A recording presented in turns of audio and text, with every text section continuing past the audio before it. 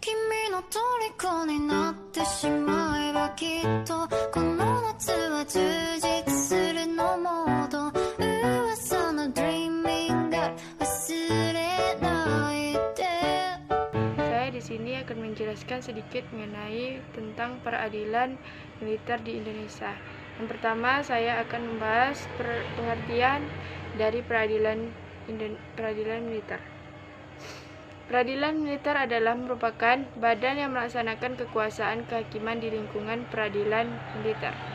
Pengadilan militer ditetapkan dengan keputusan Panglima. Panglima yang dimaksud adalah Panglima TNI atau Kapolri.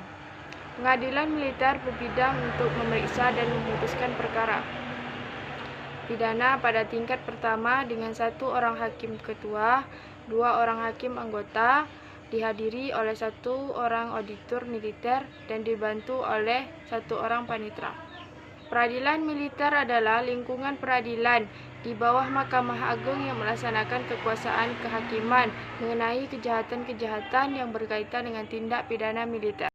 Baik, selanjutnya saya akan membahas tentang sejarah atau latar belakang dari pengadilan militer sendiri. Peradilan militer di Indonesia dibentuk untuk pertama kalinya dengan dikeluarkannya Undang-Undang Nomor 7 Tahun 1946. Kemudian terbit Undang-Undang Nomor 8 Tahun 1946 tentang peraturan hukum acara pidana pada pengadilan tentara sebagai pengadilan yang khusus berlaku bagi militer. Pada tahun 1948 diterbitkan Peraturan Pemerintah Nomor 37 Tahun 1948 tentang susunan dan kekuasaan pengadilan atau kejaksaan dalam lingkungan peradilan ketentaraan.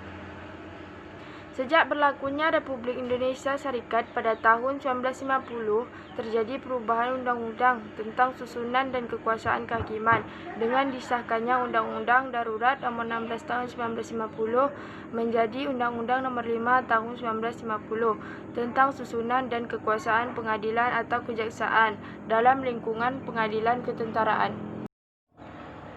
Ketua Pengadilan Negeri karena jabatannya menjadi Ketua Pengadilan Tentara dan berdasarkan Undang-Undang Nomor 6 Tahun 1950, Jaksa Tentara dirangkap oleh Jaksa Sipil yang karena jabatannya bertugas sebagai pengusut, penuntut, dan penyerah perkara.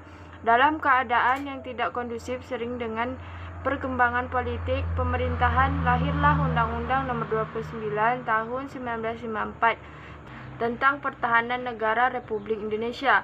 Undang-undang ini merubah sistem dan hukum acara peradilan militer.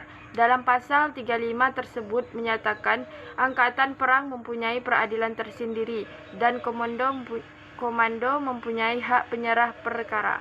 Sebagai implementasi pasal 35 Undang-Undang Nomor 29 Tahun 1954, lahirlah Undang-Undang Nomor 1 atau tahun 1958 tentang hukum acara pidana tentara. Dalam undang-undang tersebut membatasi jaksa dan hakim umum di dalam penyelesaian perkara. Selanjutnya saya akan membahas tentang apa saja yang menjadi wewenang dari peradilan militer. Berdasarkan pasal 9 Undang-Undang Nomor 31 Tahun 1997 tentang peradilan militer, yang pertama, melakukan tindak pidana yang dilakukan oleh seseorang yang pada waktu melakukan tindak pidana. Yang kedua, memeriksa, memutus, dan menyelesaikan sengketa tata usaha angkatan bersenjata. Yang ketiga, menggabungkan perkara gugatan ganti rugi dalam perkara pidana yang pidana atas permintaan dari pihak yang dirugikan sebagai akibat yang ditimbulkan oleh tindak pidana yang menjadi dasar dakwaan, sekaligus memutus kedua perkara tersebut dalam satu putusan. Selanjutnya dari pembahasan yang terakhir yaitu tugas pokok dan fungsi dari peradilan militer. Dalam pelaksanaan tugas pokok tersebut, pengadilan militer mempunyai fungsi. Yang pertama, memberikan pelayanan teknis yudisial dan administrasi kepanitriaan terhadap para pencari keadilan pada tingkat pertama. Yang kedua, memberikan pelayanan di bidang administrasi perkara yang dimintakan upaya hukum, banding, kasasi, peninjauan kembali, dan gerasi, serta administrasi peradilan lainnya bagi para pencari keadilan. Yang ketiga, memberikan pelayanan administrasi umum, administrasi kepegawaian, dan keuangan, serta meningkatkan kemampuan di bidang TI kepada semua unsur pejabat maupun staf di pengadilan militer. 4. Memberikan pelayanan hukum dan administrasi yang berkeadilan kepada pencari keadilan sesuai dengan kebutuhan mereka dan telah diatur dengan undang-undang maupun peraturan lainnya. Baik, sekian dari saya. Lebih dan kurang saya mohon maaf apabila ada pembahasan atau materi yang belum saya bahas. Saya mohon maaf. Wassalamualaikum warahmatullahi wabarakatuh.